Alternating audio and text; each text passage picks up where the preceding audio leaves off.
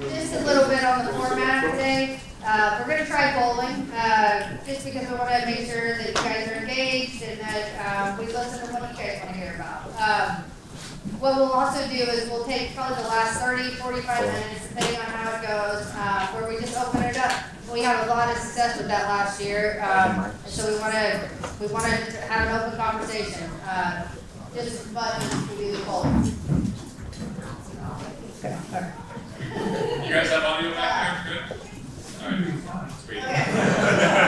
The thing, so on the polling, just a quick instruction, what we'll do is you'll see the question up there. What you guys should do is either use your phone, go to that website. You shouldn't have to register. It might ask you a name, but I think you can skip it. And then, or you can just send a text. I was testing this yesterday, and the text works just fine. To answer each question. If that becomes too difficult, we'll just go straight to raise your hand. Make it easy. But first, before we do any of that, let's just do a quick round of introductions. I'm Christina, Shannon. Had the pleasure and privilege of getting to host the last couple of years. Before that, Mark was hosting, and I got to be on his panel. So this is my third year. Yeah, exactly. I got third year of B-Sides. This is a great event, right? Because it's something that we put on. It's not flashy, not showy, but it's a great way for us to get together as a community, collaborate, learn from each other. So thanks again to all of you for coming out. Give yourself a hand.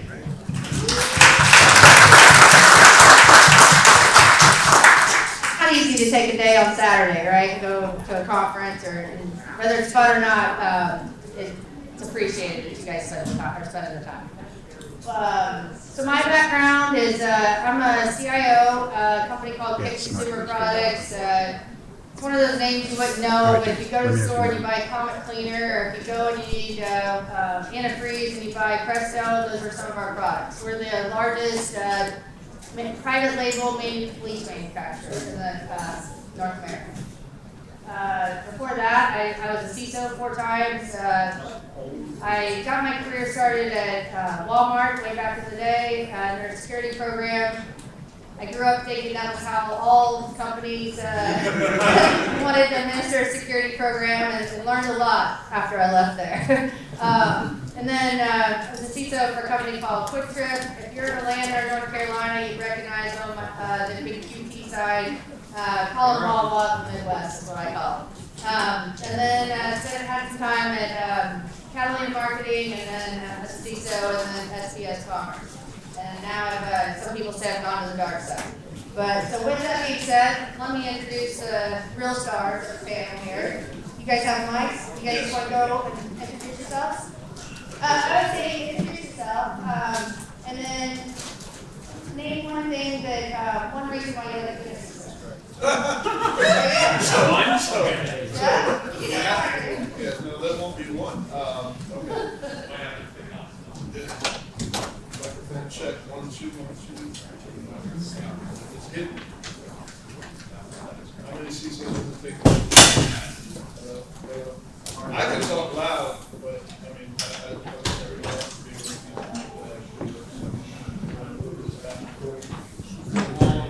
Hello, hello. All right. You really did say that, didn't you? So Larry Whiteside Jr., I'm currently the CISO of RegScale. RegScale is a continuous controls monitoring platform. I've been a 7-time CISO. As I think about this, it's been a long, long time in a lot of different industries: healthcare, energy, financial services, you name it, consulting. It's been fun journey. Not sure how much fun it is now with the risk to the role, but the thing I like about being a CISO, honestly, if I really thought about it, is seeing the big picture and how I get to translate business into security, right? That translation is fun, right? When I think about what we're trying to protect, what we're trying to do for the organization, they really can't think. I'm Andrew Cannata. I've been doing this since I had a full head of hair, so that's more years than I'd like to admit. Actually, we're on the ball. Yeah, same part. So, Mine's on purpose. mine's on purpose too. I'm 35-ish years of doing this. This is my first real job. I'm the global CISO for Prima Water Corporation. Here in town, you know us as Crystal Springs. We're up until 12/29 of last year, we were in 22 countries. We have divested our European and Israeli businesses, most of them. So now I'm a global CISO with a couple of countries instead of 20 some odd. Most of my career has been in consulting in some way, shape, or form. I moved to the dark side for clarity, coming over to be a CISO 4.5 years ago. What do I like about being a CISO? Yeah, I'm sure there's something. No, honestly, what I like about being a CISO is having the opportunity to interact with my peers in this community. I've had the luxury of being in this community for almost 30 years. I can't imagine being anyplace else. Most of us know each other in some way, shape, or form, and we're still willing to be on the panel. Well, they're clearly poor judge characters because they saw my name first and still accepted this opportunity. So that's me. Kyle Reddy. I work for a company of restaurants, Bloomin' Brands. May not be the most recognizable name until I say Outback. We're Bowie, Carrabba's, Fleming's, and then we have a small little startup that we're trying out, Aussie Grill by Outback, kind of our most recent one. We have franchises around the world. We have a large presence in Brazil. I was there last week visiting with the team. My background is I was in the Navy for 21 years. Started out enlisted, commissioned as what we call chief warrant officer, stayed in IT, but really had the opportunity from IT, cybersecurity, all the way up through the last tour was here in Tampa at McDill, doing offensive cyber ops against really bad people in really bad places in the world that I can't tell you about, but it was really cool. Just trust me. It was a lot of fun. I guess what do I like to do? I think it's kind of a combination of the two. Not to just take their answers and give it right back, but really the business doesn't understand cybersecurity, right? At all. It's trying to teach it to fifth graders, right? In a way, but at a much more professional level, obviously. Because they are intelligent people, they just don't understand cybersecurity, right? They're focused on business, they're focused on financials, they're focused on a lot of other things. Cybersecurity is my job, right? But how do we integrate solutions and interactions with our guests, our customers, that support the business, but do it secure? So that's what I find interesting in taking that strategic level requirements and translating it down to operational tactical. Not to sound too military, but that's really what it's about. Thank you for your service. Thank you. Thank you.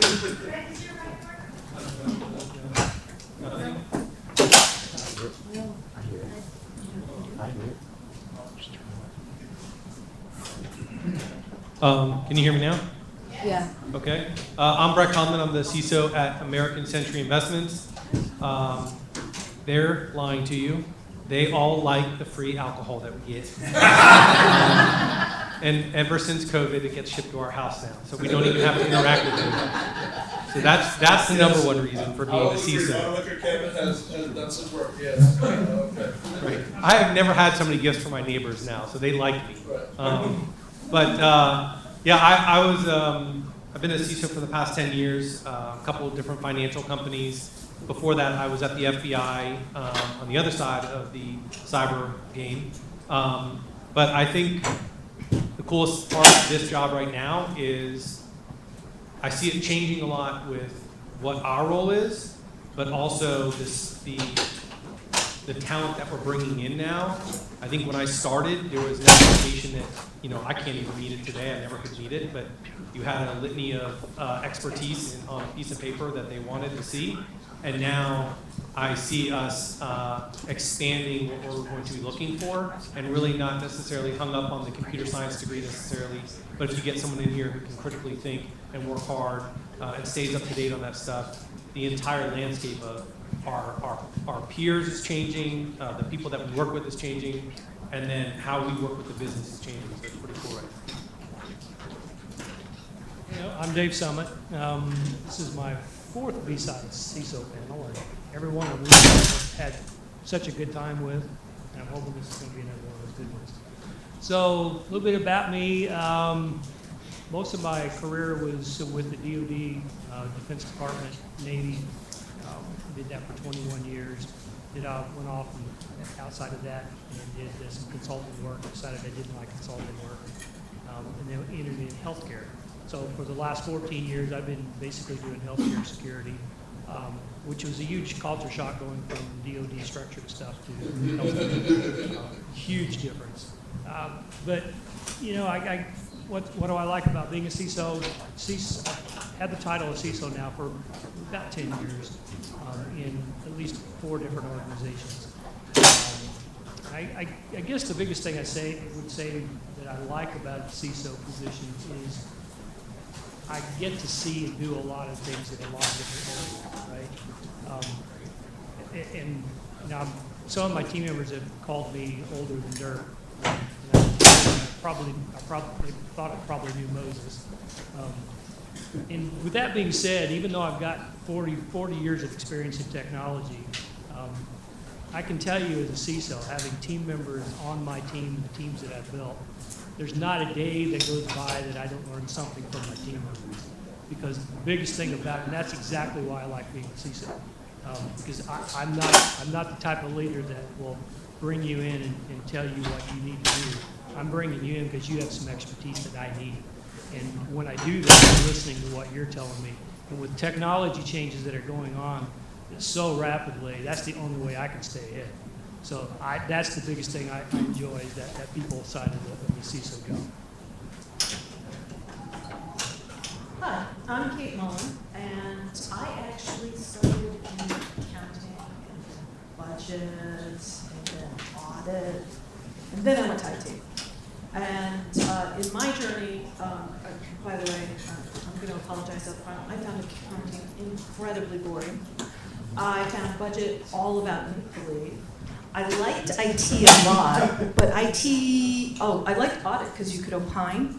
So I was very opinionated. That hasn't gone away. And then I liked audit because I got to tell people, this is broken, but I couldn't make people fix it.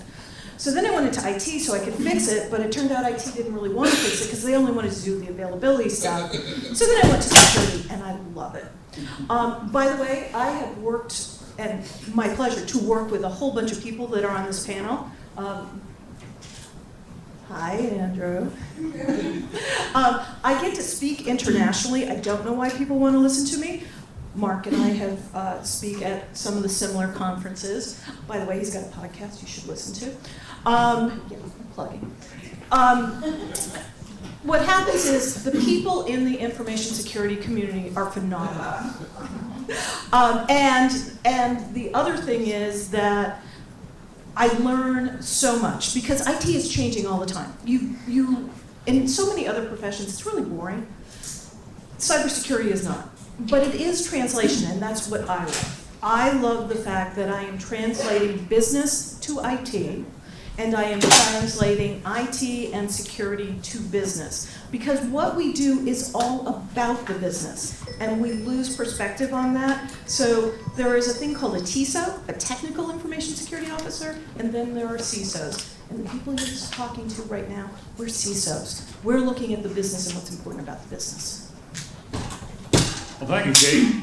My name is G. Mark Hardy. I'm the host of CISO Tradecraft. If you haven't heard of the podcast, go follow us on LinkedIn or go in your podcast chat. And I plug you in, not because I'm making money when you listen to me.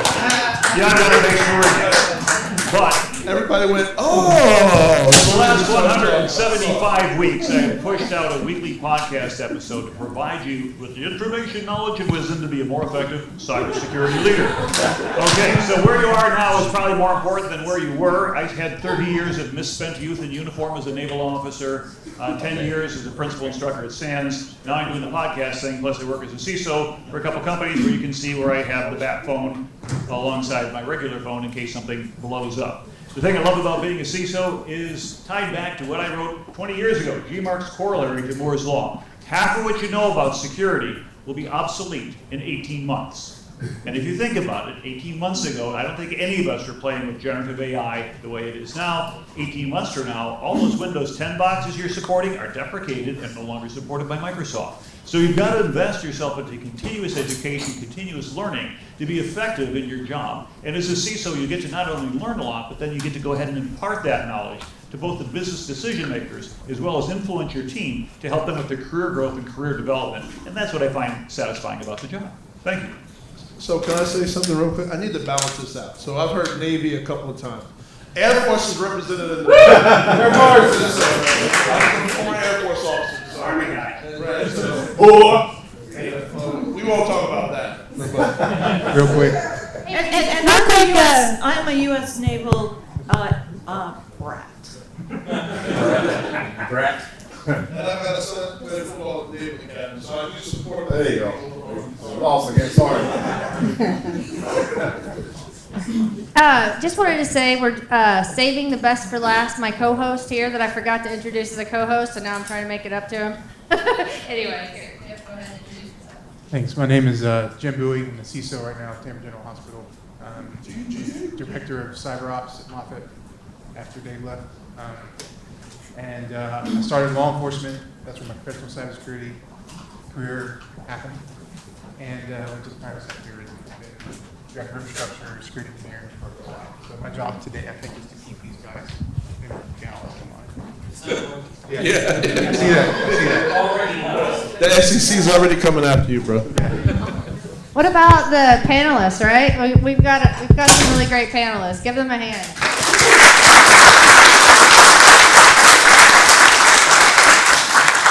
I was listening to him talk, and I was like, I think we've got about every industry covered. We might be missing one or two, but you're going to get a lot of wisdom and learnings, and we'll learn from you too. So with that being said, go ahead and do our first question. It looks like a lot of you maybe have already responded. The question is, what do you think is the biggest challenge in cybersecurity today? A, evolving threat landscape. B, lack of skilled professionals. C, AI. D, budget constraints. If you haven't already, either join by the web and then put your answer, or join by text. And I can vote twice. I thought I set it up where you couldn't vote twice, but maybe you can. And we will maybe click on responses. Get down there at the bottom.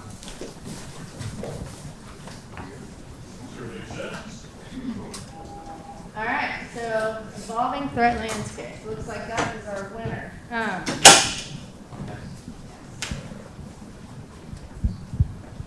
All right, crew. So, evolving threat landscape is what they identified as the biggest cyber challenge today. How do you suggest organizations handle this effectively? Who wants to go first? Do you have a mic that works? I'm sorry. I'm always the contrarian. I don't think it's really evolving. I think the threat actors are the same. I think our fundamental problems are the same. And I think we need to address them in the fundamental ways. And by the way, the one we always ignore is business email compromise. And there's like no IT solution for that. Well, I'm going to say something different but similar.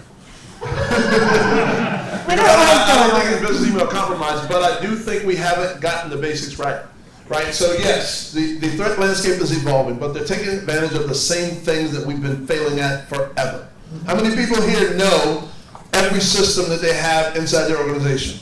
They've got it categorized, they've got it labeled, right? No, okay, how long have we been talking about that? I've been doing this for 30 years, so I know Dave and I have been talking about this for 30, so we still haven't gotten that done right. Okay, great. Identities, identity and access management. Who here thinks they've gotten identity and access management right across their tech ecosystem? Oh no, also failing. That's a basic fundamental. Know what you have, know who has access to it. Okay, third, data. Now we've had an expanding data landscape with data lakes and more data. Great, got it. Anybody categorize their data? No. So we're failing at the three fundamental things that we're supposed to do as a technology ecosystem. It's not about the threat landscape changing. It's that we never got good at the basic things. If you're raising children and never taught them to walk, you can't expect them to be track stars. So, curious, the bulk of you said that the evolving threat landscape is the issue, right? So, I agree with what he's saying in the evolving threat landscape, right? It's just they're faster to exploit and taking advantage of our mistakes. But why do you think the evolving threat landscape is a threat? Because I don't hire. I work in cybersecurity, so it's right in front of me. That's all I work with is the evolving landscape, the threats in front of me. Well, if we look at the threat actors themselves evolving. But to be fair, it wasn't anything other than saying businesses are not doing the fundamentals. I think if that would have. Correct, yeah. That's what I'm asking is, you saying that the threat landscape is, but if you think about it, right, the threat landscape is primarily they're using technologies, the technology that they have, that they can use against you is evolving at a much more rapid rate, right, to exploit the same things. So that's how I would look at it right now, right? If you're still bringing it back to what's the risk to the company, and each company has a different level of risk. But for this group, and I'm not putting yours down, right? I mean, everyone, the bulk of you still feel that the evolving threat landscape is there. We have an opinion on how we look at that, but you're looking at it a different way. So I'd like to know about that. So, for instance, we were just talking in one of the other talks about phishing. Yep. Phishing used to be very easy to spot because you can tell when somebody isn't speaking English natively, usually. Now, I get it. Yep. It's the same exact attack, but we're talking about being able to spin up a website within an hour that would typo spot a specific thing that I'm responding to versus days and multiple people. So it is the same problem, but I think the explosiveness. So that's a great example, right? Except for, I will say, on that one specific example, because social engineering, that's my challenge course. Okay, and what happens is, it was actually intentional to use poor English, because basically, if you can catch somebody with a poor English fish, it tells a lot about the exploitability of that individual. So what happens is those really perfected fish, those tend to be the ones that you want to use for targeted individuals. And yes, we can use AI to find some of this stuff now. So AI is detecting some of the fish, so the technology, but you actually have to go and look at the psychology of the individuals that are doing the social engineering. Thank you. You were going to say something. Yeah, I was going to say that I think back to social justice, not as in the cybersecurity realm, but in general, end users are to be perfect. You essentially social engineering. And users too often are not seeing the information seem to, no matter how much security we put in, and we basically go through what was in, they're accomplish. It doesn't seem like what happens because the end user try to put their report and power of knowledge on how to identify those things. I would argue against that. I would say that they're not necessarily not equipped, but everybody is so busy. They're just simply not paying attention. They're just going through, boom, boom, boom. Oh, there's a great cool thing. Well, so No, right? I would challenge that everybody that's in any kind of leadership role here has put in some type of cyber security awareness training. They go through the training. They know what they're supposed to do. They just don't do it. Let me say this, how's this panel, how many of y'all the fish education programs ever done at 0% clicks? I almost did once, except my IT guy clicked through it. What was there? So the challenge to that is if you know your population, like I have 50,000 users, there's multiple hundreds of thousands users up here, you know they're gonna click it. So now it's on us to figure out how to protect them from themselves. Like a parent, right? So, I think when you start talking about phishing and that, the evolving landscape, again, we already can predict almost what the landscape's gonna look the following year. What I see is, the phishing attacks were coming directly into, our internal customers. Now they're coming from our external customers. So they're pivoting from external vendors, partners, and our customers, and that's where the trust between the internal customer and the external customer is there, and those are hard to fight. But again, our tools are evolving to catch that too.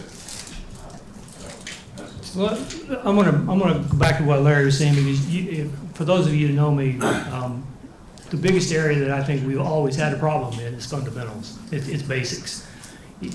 For an organization to continually be told they need to be doing something, or the answer is we go out and we buy new tools and new state-of-the-art software pieces, and here's the box that's going to fix this, or here's my promise that you're not going to have this problem anymore. All that is fluff, and we have a tendency to bring in tools when we're not fixing the fundamental foundations of cybersecurity. That's really where the basic problem is, and I think that's been the biggest challenge for me of going into any organization. Is the very first thing I look at is what fundamentally do you have deployed that is not working, and the fundamentals that are missing. And more often than not, I find a lot of stuff that's missing out of an organization at the fundamental level, and yet we're spending a lot of money on bringing in new stuff to try to fix things that can be fixed at the foundation. And I think that's one of the biggest things. Budget up here was one of the items up there. Budget is not cybersecurity challenge. Whether you got the budget or not, cybersecurity issues are there, and they're going to continue to be there. So the difference is what I have to do as a CISO and a leader is educate enough for the people that make those decisions to buy the right things to put into place. That's where my challenge as a CISO comes into the budget level. That is not a challenge for my analysts and my engineers and my architects to do things. That's my challenge. So that's a CISO challenge, right? That's not an overall cybersecurity challenge. The qualified personnel, we've got a lot of qualified people out there. The problem is the organizations and how they're screening the people to take the jobs to begin with. That's one of the biggest problems. Then we're looking at I'm understanding his point on the changing landscape. It's not necessarily the changing threat landscape of cyber. It's technology's changing, and it's changing at a rapid pace. And because the technology is changing so rapidly, things seem to be going in a how more mature way of getting things done, when it's really not even more mature. It's just simpler to do. And I can back that up just by, I don't have to know how a fish works. I can go buy the service. I don't have to know how ransomware works. I can go buy the service, and then I can run the service and not know a thing about the threat or the vector, right? I don't have to do that. So I would say, again, going back to the very basics, it's not up there, but I think the biggest problem in cybersecurity is the lack of foundational structure in any organization. And I will piggyback a little bit on that. When you talk about budget, a large part of my job is not getting budget from me. It is getting budget for IT to do their operational tasks, to make sure that they are running the tools that they should be, so they don't have default passwords and all of those other wonderful things that they're patching. That's not my job, that's theirs. So I need to make sure they have the budget. I need to go to the chief risk officer or the chief finance officer and get them to budget for those technical solutions that they need to have cyber risk insurance. That's not information security's role. It is the chief risk officer's role to make sure that the budget is there for those things. So part of it is translating business risk to the appropriate business owner so that they are budgeting appropriately, not me. Anybody still want to take this that hasn't already? Has everybody got it? Go ahead, Jim. One thing about fundamentals,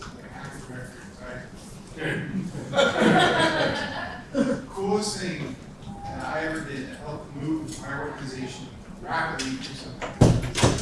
Vendor giving a class, for live Active Directory. So I got seats for my team.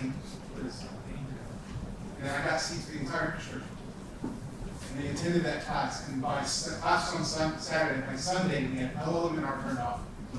They already turned, they're working on getting S&P signing on. They're working on getting rid of version 1. I moved more in that time than the organization. I say other people, we've been trying to fight that for 7 years. It's like, just educate. You're a team member. You're part of a whole group of people. You need an ally on a team. So you need to show them why this is a problem. All good feedback, thank you guys. So now we're on to the second question. Which security strategy do you believe is most effective for managing the risk of a business interruption from a cyber incident? A, employee training. B, advanced threat detection tools, EDR, MDR. C, strong policy enforcement. D, crisis testing. Next time I'll have to add like an other, right? We'll fill in the other. So go ahead and either join by the web or do the text and give it a minute or two and look at the results.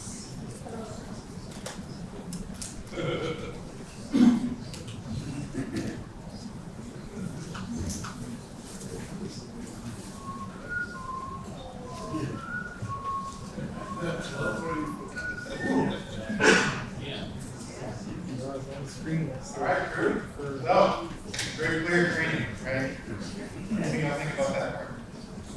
I'll start on this one. So we spend a significant amount of time and money, resources proper, in security awareness training and education. It's a core fundamental issue.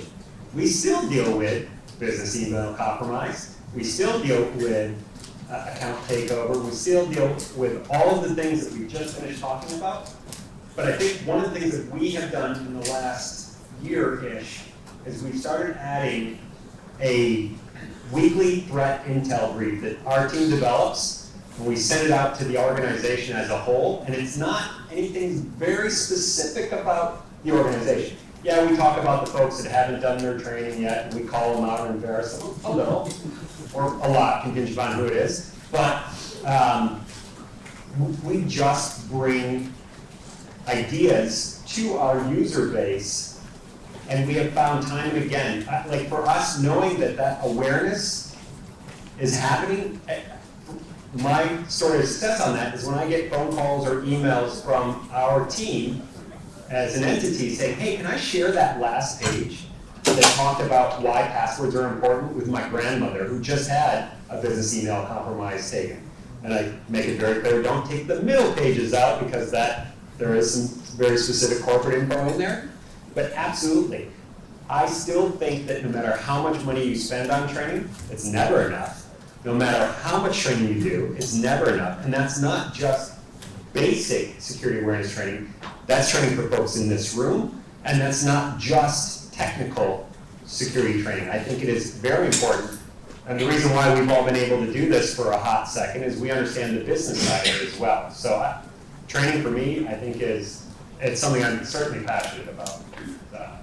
Hear the passion. And I'll echo that because that's been a major focus that I've done for the last several years. And again, podcasts, you don't pay to listen to the CISO Tradecraft podcast. It's out there as a contribution to the community to say, let's get smart. Now, my focus for that audience is not, hey, let's go do a deep dive in packet hacking or how to go ahead and do something amazing, like here's a cookbook for going ahead and using Burp Suite. That's a different area of cybersecurity. But if you want to learn how to be a manager, a leader, a director, if you want to go ahead and inspire your people to understand how to influence them to do the right things they should be doing while having a sufficient enough knowledge yourself of the technology to be conversant without being deep dive. Because I'll tell you one thing that you learn as a CISO, if you haven't learned it beforehand, is that technical knowledge, when you get to the senior ranks, becomes a liability. And we laugh at that, but we know that it's true. And we think, oh, the best CISOs are the ones who can go ahead and hack the best. No, the best CISOs are the ones who can communicate the best, who can obtain the resources your team needs, and also advise the decision makers so that they can make informed, risk-based decisions. And if that's your capability, then you're able to do the right thing. I just want to say something real quick. One of my favorite memes is basically the answer to that question. There's two leaders having a conversation. One leader wants to get their people, and it doesn't have to be cybersecurity, it could be the business, just in general, wants to get their people training. And the other leader says, well, what happens if we pay for all this training and they leave? And the response was, what happens if we don't and they stay? I had that conversation 2 weeks ago. Did you not? Right? And I think if we look at the alternative, if we didn't train our employees, if we didn't invest in that cyber awareness training, what would that result be? We'd be in a much worse situation. Right? When we put all the technology in place in the world, we already know we're not doing the fundamentals. Right? And so, without that education across the board, not just within the security teams, not just within IT, but across the business, you have to make that investment. You have to take time out. Cyber Awareness Month is a great opportunity to reach out to your employees across the business and push that message, but it can't just be once a year. It can't just be 1 month out of the 12, right? It's got to be continuous. And you're going to get both ends of the spectrum, right? You're going to get users that identify business email compromise emails. Awesome, right? We had a woman in Treasury. She would send them to us all the time. On the opposite end, I had a person that would dump their entire junk folder to our spam or abuse mailbox every damn day, right? But I'd rather her do that than not, right? And so, but you're going to see that, and it's okay. Dollar for dollar, awareness training, biggest thing. That's been my experience. Yeah, I just think we need to look at training in a different way, because I feel like pushing the videos, your employees don't watch them. And like, it's had. I agree. There you go. So it's like the phishing campaigns, I think are really, really good, because it's like, oh, you failed. That's a component of training. Yeah, no, I get that. I just. Right. But so understand, and I'm sorry about interrupting. When I think about this, training is a broad thing. Right? A lot of times we think about, okay, we need to train them on cybersecurity principles, we need to train them. Reality is just training them on expectation rates. Right? So part of that question was talking about incident response, right? Being able to respond to it. How do you train them on that? Right? An incident's going to happen, and training does have to be a much broader thing than just awareness training from that perspective. Helping them understand the events that are going on, right, with coaching our leaders, that's important. Helping them understanding the things that apply to them, not just from their workspace, but from a personal standpoint. I just wanted to share that with their family. But also helping them understand, hey, when a breach happens, here are things that we as an organization are doing.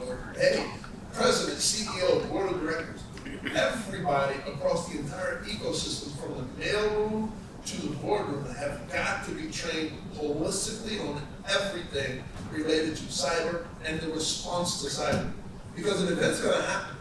And guess what? If you didn't train them on what to do during an event, you're going to fail. Because every organization that has had an event, they aren't measured because they've had an event. They're measured based on how they respond. And part of that training is, there is a value for CAN training, but I think you want to look at things like, okay, this employee failed a fish test, okay? Everybody's going to. Are you leveraging that to train the people that are administrators of the laptops and workstations to ensure that those individuals don't have admin privileges? Are you going that next step? That AD training was phenomenal. When you're talking about, the CAN training doesn't help teach a developer that they should not have a public GitHub repository. You need training that is specific to the roles. And yeah, monthly training is great, and it can really help. Don't look at annual training. Annual training is like the bonus on the, I teach executives monthly, because guess what? Stuff comes up monthly. There's a great quote that I used to do some leadership stuff. Strength of the pack is the wolf. So if you make the entire organization better, and just standard cybersecurity, like use passwords, use passwords, things like that. All of a sudden, they're not going to use winter 2024 as their password, which you should do. Summer 1, 2, 3. Yeah. But they're also, the biggest impact I had when I got in front of leadership and talked to everybody was like, hey, here's the tips you can do to be safe at home. And if they use those tips at home, they're going to use them at work, and you're going to be better off as a whole. Yeah. Real quick, before we answer, I just want to go back to what this gentleman was saying. Like, I think what you were trying to say was like, by phishing tests themselves, they bring awareness, right? And they take people from unconscious to conscious. I think that is really like if there's a struggle in the training and being infected, in my opinion, it's probably that, right? People are emailing, they're in a hurry, and so then it's like, when you're doing the phishing test, it brings back that awareness, like, oh yeah, I know this, I'm gonna slow down. Yeah, I guess it needs to be more hands-on. Yeah, I think, yeah, totally good call out, yeah. Yeah, so I actually think that phishing trainings are more or less useless. And it's possible to, is like architects, deployment of access management in such a way that it neutralizes even things like business email compromise. I've done this to customers. It's like, for instance, suppose that someone gets phished, right, and they have the ability to assume the role of global administrator in that Azure thing. They can't actually do that unless they specifically do pin with phishing-resistant MFA. This means that even if you were to phish that individual, and you successfully got their token, their refresh token, which I've also prevented that from being possible using conditional access, right? But even if you did that, you would still not be able to assume that privileged role because you're not presenting what is contextually required at the point in time that you activate that privileged role. So, No, but we disabled MFA to make it easier on us. And didn't stop the person in accounts receivable from receiving an email and sending out the entire list of all accounts receivable, including the names and addresses. And that type of BEC. Huh? That's the BEC.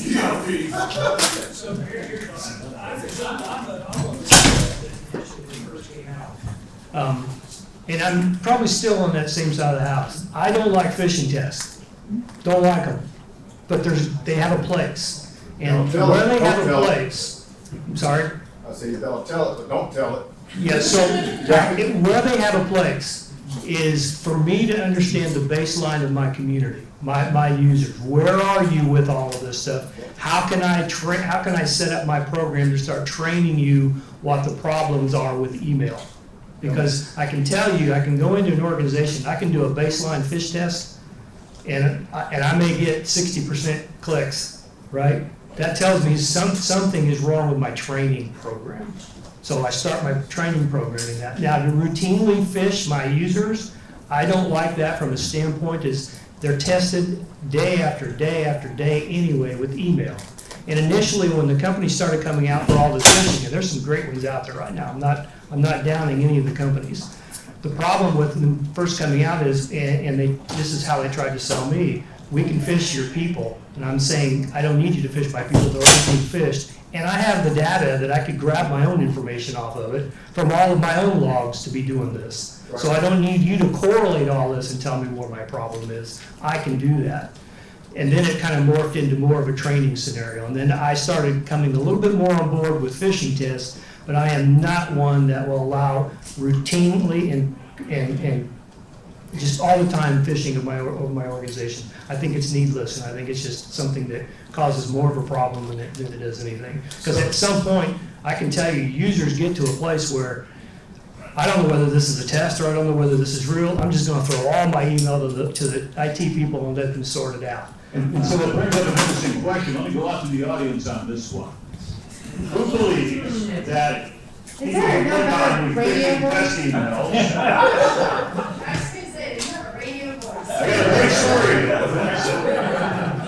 But who believes that for people who click on phishing emails, they could either have some sort of negative event or could put on report or have to do remediation or some other consequence for screwing up? Okay, who thinks that people should be treated in such a way to make a mistake, their own face plan is enough punishment? Who never raises your hand when you're asked to raise your hand? That would be the majority. All right, come on, get off. So, the reason I bring that up is as follows. I want IT and IT security to be used as a partner. I've had senior executives call me up on the phone, said, G-Mark, I think I just clicked on something I shouldn't, I just entered my password where it shouldn't have been. Okay, let's look at it. We went ahead, corrected the password change, and 15 minutes later, the patch panel lit up with all these attacks trying to come in from countries I couldn't even pronounce. So it was a pretty sophisticated actor. The point is what? If you get somebody who is not feeling embarrassed, they're not feeling that there's going to be a negative consequence, they call and said, help respond. Then what you're going to be able to do, you can have a much better effect than if someone says, I screwed up, maybe IT didn't notice in the break. So I want to address something though that you were talking about. So everything you said is true. There's many controls and things you can put in place, but that comes with maturity, right? And the reality is, in the sunshine world that we would all love to live in, we're all extremely mature across our ecosystem like that. But in the reality of the Dungeons and Dragons that we're playing, it is not even close to that. You have some business units who are mature, and so you've got these small pockets, and then you have others, because of the technology they use, they're not mature at all. Manufacturing. Right? So we have this balance as CISOs, we've got to balance across the entire global organization to figure out what we can do in some places and what we can't do in many others. So as much as we would like to be able to have DLP deployed, doesn't have context and visibility to be able to understand all of our data. Well, guess what? We don't know where all of our data is, but sometimes it's in SharePoint in an Excel file or somebody's laptop. So you don't always have the context to be able to put that type of maturity lens across the entire ecosystem of your organization. Back to the basics. I want to share a real quick story. Yeah. I was in the office next to my wife who worked at home, and so she works for a large insurance company. She's maybe poorly, pays a lot more attention to things than I do, for sure. And so a thing popped up when she was, that she wasn't used to seeing. And she saw this, and she like moved out, breaches that had happened, so she called help desk right away, right? And the dude's like, I'm sure it's fine. I'm sure it's fine. And she's like coaching him on like, what, dude? And he still said, I think it's fine. And so it took like an hour out of the day to get to leadership and go, is this fine? And finally they said, yeah, it's fine. But I think there's this collaboration where these silos, well, I'm saying there's silos get created right between administrators and users. And until that, I just saw that real time happen. I was like, oh my God, if that's happening here, it's happening all over the place. That's a great call out, because there's some of that, like, better saying that you're involved. So, like, I'd say sometimes in IT, sometimes in IT, I would say that, and even security, sometimes it's like we don't need our own dog food, and we do, or we're basically, we will tell the users all day long, like, do this, and do this, but then the user's trying to tell us, like, here's the problem, right? And we're like, we know better, so we're like, no, it's not that. So I think you called out a really, I don't know how we solve it yet, but that's great. You definitely called out a valid problem. Yeah. Can you guys hear back there, by the way? When you're speaking, we can hear very clearly. Okay. Not with everybody else. You need the mic. Is Larry not being loud enough? I can ask him to be louder. Listen, I got a lot of kids. So you guys talked a lot about business email optimized phishing training. I think it's great. I think you guys were talking about this earlier. I think it goes back to the fundamentals. How many of your infrastructure teams actually have security targeted training for memorable Active Directory, the network of computers, the help desk admin recognizing what a compromised desktop looks like, not the security analyst, but the help desk. I think that's what's missing. The fundamentals are shy because we spend money on training employees for phishing training and like what to do, what not to do. We don't actually skill up our fundamental infrastructure teams to actually build the things to be secure. So those fundamentals, we go out, we buy tools, they do an 80-20 kind of job where 80% of stuff is harder, 20% is hard. We haven't given the people the skills to actually do that. And the people who get those skills go to over security. So they leave infrastructure, they leave networking, they leave systems administration. You end up with this weird sort of, final thing where you have people who really skilled at it, but they're not the guys who are. You're exactly right. And I want to point out one thing on that one, because this is really, really important for all of you people here. And you're here, I'm assuming, because you're all working in cyber or wanting to work in cyber. So here's my challenge to all of you.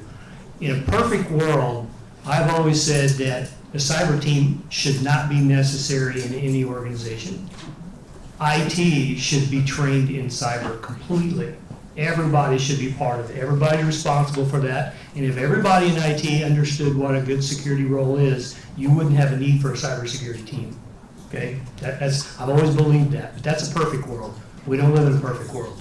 Therefore, all of you that are in cyber should, part of your job going forward is education. You have to educate the people in IT. You have to educate your users. And there's a proper way to do that and a right communication method to do that. So I would also strongly suggest that if you're all in IT, and even if you're following a CISO track or not, take some communication classes and learn how to properly communicate what you're trying to say. Okay? So I did have a question coming here, and it's actually you kind of already started answering it before I even got to the asking. It's the part that I think has been plaguing me here. Like, I want to understand some strategies that you guys use. You talked about you spend endless amounts of money in your organization to get training for people, and yet people, or getting people to implement security, do the fundamentals, and they won't do it. So, as Dale Carnegie would say, what strategies do you use to arouse in others in year one to implement security, to take the training and take it seriously? So, here's the thing. I am a serial CISO, and I stopped counting at 8. So I've been CISO in a lot of organizations with varying levels of success. So one of the organizations I'm working with now, I am CEO, and I am CIO and CISO reporting to the CEO. And we've changed organizationally so every single job in the organization has some level of security responsibility in it. It's an enormous cultural shift. I have worked in organizations where we have plucked out people out of development, trained them in security and secure coding practices, and put them back in so that they could teach each other. So part of it is this whole, if you can work in an organization that allows people to switch roles between departments, that helps. And then there's a couple of free tools. There's one Purple Knight, another one Pink Castle. Those free tools show all kinds of problems with Active Directory. And if your IT department isn't running that, if you can convince them to run it, and then once they see those problems, you can have the folks in cyber teach the people in IT how to fix it. Some of it's partner relationships depending on the size, and some of it is encouraging people to join OWASP, join ISSA, join ISC Squared, join those free resources for everybody in IT. Teach them about podcasts, like Darknet Diaries, or GMarks, or a million other. There are so many free and available ways if we just talk to each other. And by the way, I've got little kids that are listening to some of these podcasts. I'm sorry. If you ever listen to Jenny Radcliffe, she's got this lovely Liverpool accent. It's wonderful. I mean, there are so many ways that we can teach this that is not on us. It's as CISOs, as individuals, it's on the community. So we lead by example, and I actually challenge you to start spreading the word. You should see my father, okay? He's in his 80s, and when everybody ever forwards spam to him, he actually teaches them now how to recognize that it was a spam. It's great. How many people do you know that are 88 that do that? But it just took them a little bit of time to teach it, okay? So summed up, she'd like you to go to a different area and learn it yourselves. Charisma is not a dumb set for cybersecurity. I was going to say that there's a lot of, I'm going to tech club real quick and just say there are a lot of cool products coming out in the sense of the just-in-time awareness that the gentleman was bringing up earlier. The cooler, I would say, email security tools that I'm seeing that are having the labels, right? On an email that basically shows you there might be something bad here. You might not want to click on this link. I think as we evolve, you'll start seeing more of the tech that's making it easier for people to not always have to be aware. I think that combination combined with security awareness is where that's where we're going. I think your question too is also what do we do to try to get training out effectively. I will share one with me that I know has been extremely successful no matter where I went. And I'll ask it this way. With you and your family, what's more important to protect? Your family or your business? Family. Why are we not tailoring our training to the user's family and the dangers of the family? Because I can guarantee you, my philosophy of making this work has been, if I can get my users to understand all the dangers in using a computer improperly, or all the email that's coming in that could potentially cause them harm within their own family members, they're going to be a lot quicker to learn it and use it and apply it and bring it to work with them, instead of trying to get them to understand this is going to be harmful for the company. Right. And build on that, right? Yeah, So build it, yeah. Are you gonna take, would you take advice from someone, or are you gonna listen to someone who does have a family versus someone who does, if you're coming from the area of the family? So how do you then translate that back to the business? The EAs are going to take a little bit more note. If you have a cyber champion who's an EA, who's telling them, hey, these are the things we need to worry about in what we do for our job. And so if you start getting those champions and actually having them be your voice in the different areas of the organization, it usually takes off better. Because then they're not trying to figure out who the security team is all the time. If something's going awry, or they're on something, they know who they're going back to with their department, and that will always get back to you. Okay. So I want to. This will be our last one. So to that point, so where Andrew talked about, they share these stories in their thing, right? So one of the stories I shared 2 weeks ago in my world was about how a husband and wife who own their own business. The wife fell for texting for a text and clicked on it, and then got a call from a number that actually matched the number on a credit card where they said they had the issue. They ended up losing $147,000, right? But what she did and action she took is something that most people would fall for.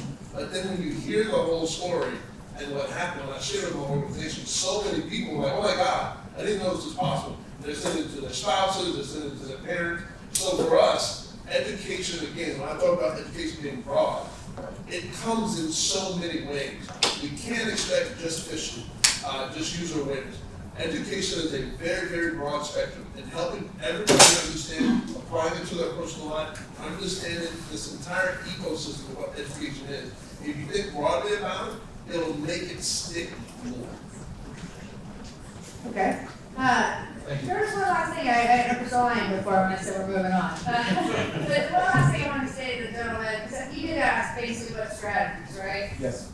It goes back to what are, like, for example, what are the ground rules of conduct, right? And if you can figure out what those are, one or two things, what's the worst thing that can happen, right? Like, for example, in my industry, we're a chemical manufacturer. So we have a chemical manufacturing plant in Lake Charles. We're one of the biggest producers of salt in North America, right? So if something happened and someone could manipulate the control system, we wouldn't just have a cyber attack, we would have a major environmental disaster, right? And so one of the things, like this just be something I do, right? Like when I go to a company, I find those things out, right? And then I'm like, all right, well, then you quantify the risk, that's what I was trying to say. You find your assets, quantify the risk, and then you show the decision makers above you or someone above you, here's our risk exposure, right? And then that gets people's eyes on it. And after, when people start wanting to listen to you more, that's when they want to start investing more. You tie the things that the audience cares about, and asset-wise, to the risk that you're taking. And that typically, I mean, you guys all said that one way or another, but I just thought I'd top that off by saying that typically is what gets you the progression beyond just people doing the right thing. Okay, so this is going to be a fun one. So it looks like, how do you perceive the role of artificial intelligence in enhancing cybersecurity measures in your organization? Looks like most people think that they think the role of artificial intelligence is beneficial in enhancing security measures. Anybody want to take that? Yeah? All right, crew. So AI's here. It's going away. We can't hide from it. The enemy's going to use it. We may as well adopt it. How are you going to do it? Yeah, exactly. Right. So who wants to take how they're going to address AI in their organization? So I can talk about it. I just gave a presentation at Washington University in St. Louis around AI.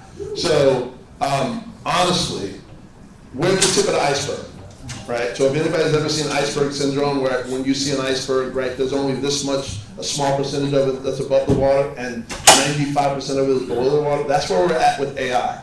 The theoretical components of where AI is going to go is going to massively disrupt the state of humanity, right? So get on board and figure it out. Right now, the biggest piece goes back to data. Like at the end of the day, organizations are trying to figure out how to use LLMs to actually take advantage of this big data landscape that they have in their organization, right? But we, as technologists, still haven't figured out how to protect data. So at some point, these two things are going to collide with each other, right? Threat actors are already utilizing AI. We talked about our phishing emails being more precise now. You can't really tell them the old way we used to identify it. Well, that's one small component. AI has been used in so many ways against us already, right? Social AI is like the number of fake accounts that are in social media now are off the charts, right? But now deep fake, right? How many people have seen multiple deep fake videos and different things happening, right? So now we're getting to a point where AI is going to be used in a way where you get on a Zoom call, there's going to have to be built-in mechanisms into the video conferencing tools that we use to be able to verify that the person on the other end is actually the real person. Because there's deepfake technology that you can install in your computer to make you look and sound like someone else. So it's here. It's not when they start using it. Threat actors are using it actively today. So you've got to figure out where is your organization trying to go with it to enable the business, and what are the strategies that you need to implement based on that business strategy to secure it.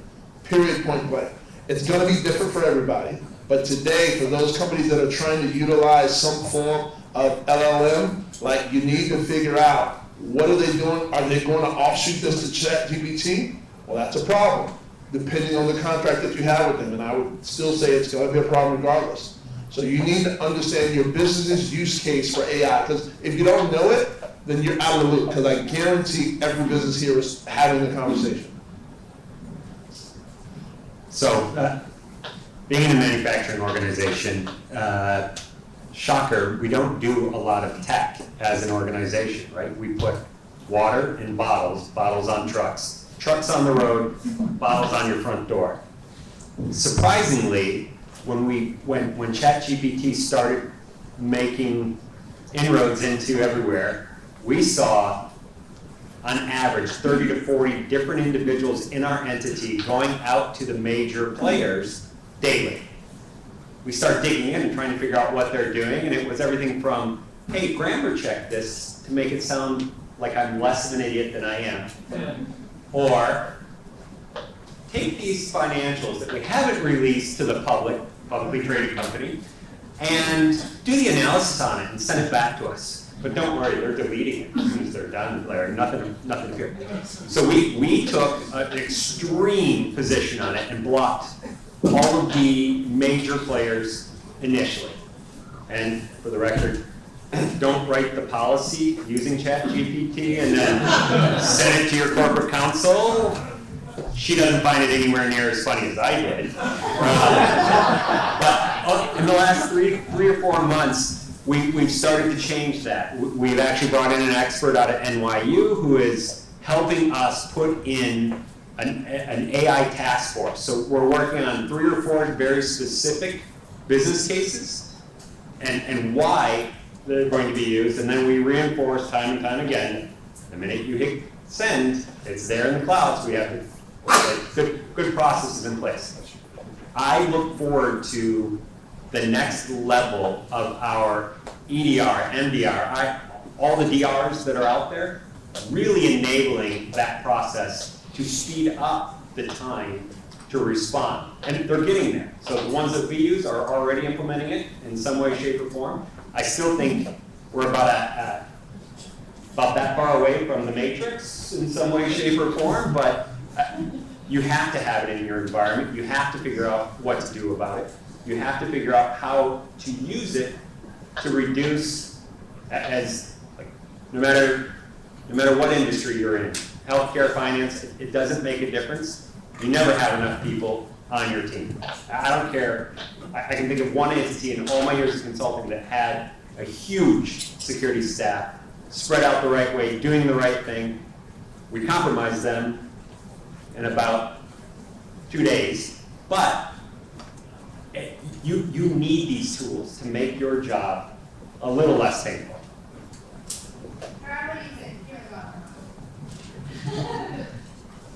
So, I mean, I think looking at it from a couple different ways, right? How does the business use it, right? To our advantage. How do we use it from a security perspective to our advantage? And then what are the negative consequences by using it inappropriately, right? Sharing material information publicly before it's released to the public. It's a significant challenge. I think, initially I think some of the solutions that are out on the market today are leveraging AI to respond to threats quickly, and that's really the only way we're ever going to keep up, right? If we go back to the very first question about fundamentals, right? We're never going to be able to do everything we're supposed to be doing manually the old-fashioned way with people, right? We got to leverage technology, we got to leverage AI to have that agility. The business has to have the same speed, right? We have to be able to use AI to our advantage, right? Whether it's marketing campaign, we sell steaks, we exchange steaks for money, right? They exchange bottles of water for money. But how does the business leverage AI appropriately to have that advantage over our competitors, right? How do we have better marketing campaigns? How do we have better communications with our guests and learn from that and continue to evolve our messaging to improve it? The only way we're going to do that is through AI and other technologies. But look at it from the flip side. The attackers are doing the same thing. How are they leveraging it to get into our environment faster, quicker, easier, less detected? How do they get around the solutions that are leveraging AI, right? We talked about email multiple times throughout this panel. We had an event where basically an email that should never have got through 2 layers of email security. Right? Because the attacker knew what those tools look for in the first X number of lines of that email, right? And they just suppressed it down further than what those tools are looking at, right? And the tool said, well, I don't see anything more secure, let it through. Even though there were other indicators that should have been identified. And then it goes back to that training conversation, right? There was a typo SWAT domain that was the sending domain. So all the technology in the world, and the user still failed to recognize it. It got through, cost the company, excess of 6 figures in that ACH transaction. So you got to layer it, you got to continue, and it's never going to be perfect. I think but it comes back to the response, right? How do you respond? You can't just lay down and cry, right? You got to find it. It doesn't work. It doesn't work. Yeah, they should be too much for free. Whiskey, good whiskey. So I am going to circle this back a little bit to the family route. So I have a CMO, that's a chief medical officer, not marketing, a CEO and a CMO that do a lot of public speaking. And they are at high risk related to artificial intelligence impersonating them, okay? Because they talk about their families, they talk about everything, all right? And there are recordings all over. So one of the things that we go back to are some of the fundamentals of, were any of you latchkey kids or had latchkey kids? Yes. Did you have a secret password if a stranger came by to pick you up from school? You need to look at going back to some of those old-time fundamentals in terms of being able to recognize who people are when they get phone calls or when there is video conferencing, to recognize those things. Teaching people about the fact that an unverified caller on a Teams meeting should be called out and they should be disconnected from your Teams meeting is something that these guys don't even think about because they haven't been trained in it. So the social engineering aspects related to AI and the potentials of, I'm sorry, you need to be teaching grandparents that people calling up saying that their grandchildren and they need bail money, they need secret passwords for that. Going back and doing some of those things because of the capacity of some of these solutions is really important to look at. So I'm going to tell you a little story about Copilot. Real quick, I just was going to say that The audience said beneficial for using AI as security measures. As you can see, there's a bunch of CISOs up here, right? Because they're all saying concerned. Yeah, a little story about Copilot and how you can use AI to help you fight AI. How many of you have Copilot in your organization? Turned on. All right. Have you ever asked it how many files do you have access to with 9-digit serial integers? Do you know what that will get you? A list of files that have social security numbers in them, right? And Marriott ID numbers, and Hilton, and everything else with false Yeah. positives. It's not good. Yeah, it's not. And you can say, show me all the files I have access to, right? So my CIO came to me and said, hey, I want to run Copilot. Okay. I said, we're not mature enough for that. He's like, why not? And so I showed him that, right? I said, show me all the files I have access to. I said, now ask it to draft you a response to the team about disciplinary actions and how they should be taken. And then I pulled in a write-up he had done another member of the thing, and that would have been spread out to other people. So it's like, we don't have that maturity level. So we used a tool, I'm not gonna say what tool it is, that helped us catalog our entire data infrastructure, right? Identify every piece of overshared files we had, because people by default were just allowing everyone to see what they needed on SharePoint and Exchange Online. And that tool was able to use AI to help remove all those permissions. So we went from 2 million overexposed files to 0 in 3 days because of it. So that's how you use AI to fight. We want that tool. Seriously, talk to us offline if you want to. Did you start with a C? No. Oh.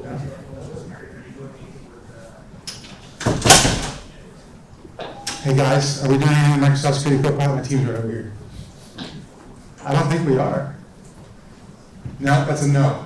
Can you tell us what tool that was?